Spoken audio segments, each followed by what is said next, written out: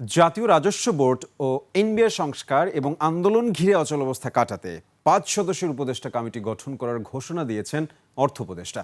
এর আগে customs house, ICT, bond commissionerate ও শুল্ক স্টেশনের চাকরিকে অত্যাবশ্যকীয় সেবা ঘোষণা করে অবিলম্বে এনবিআর কর্মকর্তা কর্মচারীদের কাজে যোগদানের নির্দেশ দেয় সরকার।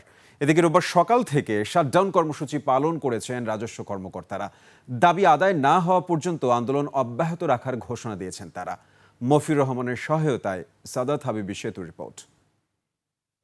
কেসারেন শেকড় থেকে শিখরে। বিকেল 5টার পর জাতীয় রাজস্ব বোর্ড এনবিআরকে ঘিরে চলমান আন্দোলন আর সেই আন্দোলনের কারণে ব্যবসা বাণিজ্যের অচলাবস্থা নিয়ে ব্যবসায়ীদের সাথে বৈঠকে বসেন অর্থ উপদেষ্টা। সচিবালয়ে হওয়া এই বৈঠকে ছিলেন এনবিআরের বর্তমান চেয়ারম্যান আব্দুর রহমান খান। বৈঠক শেষে রাজস্ব বোর্ডের উদ্ভূত পরিস্থিতি নিয়ে অর্থ মন্ত্রণালয়ের অবস্থান আর পরিকল্পনা জানানো হয়। আলাপ আলোচনা এনবিআরের যারা আন্দোলন করছে, এনবিআরের সংস্কার, এগুলি সম্পর্কে একটা 5 সদস্যের একটা উপদেষ্টা পর্যায়ের কমিটি গঠন করা হয়েছে। সেটা কবে হবে স্যার? এটা অলরেডি এটা আপনার মন্ত্রী পরিষদের সচিবের ইসেতে পাবেন। কমিটি তো ওদের সাথে আলাপ আলোচনা করবে, এনবিআর কীভাবে সংস্কার করা যায় সবার কথা শুনবে, অংশীজন, ব্যবসায়ী সবার। কেসারেন শেকড় থেকে শিখরে।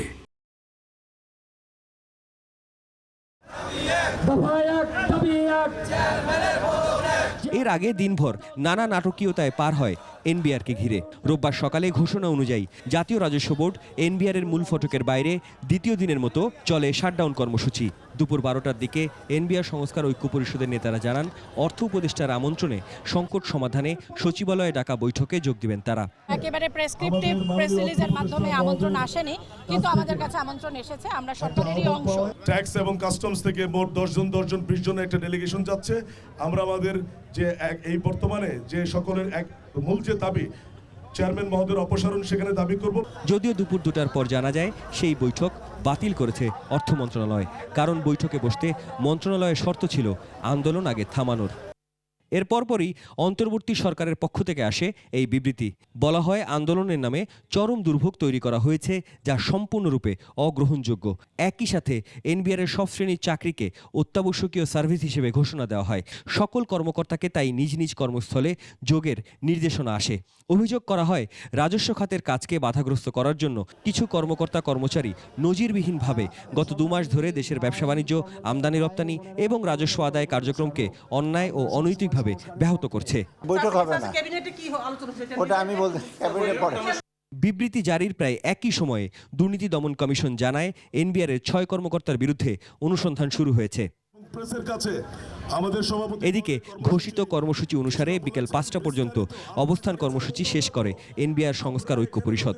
জানায়, আন্দোলন চলবেই। আমাদের কর্মসূচি যা চলমান ছিল তাই থাকবে। যদি এর মধ্যে কোনো পরিবর্তন আসে আপনাদেরকে প্রেস রিলিজের মাধ্যমে আমরা জানিয়ে দেব।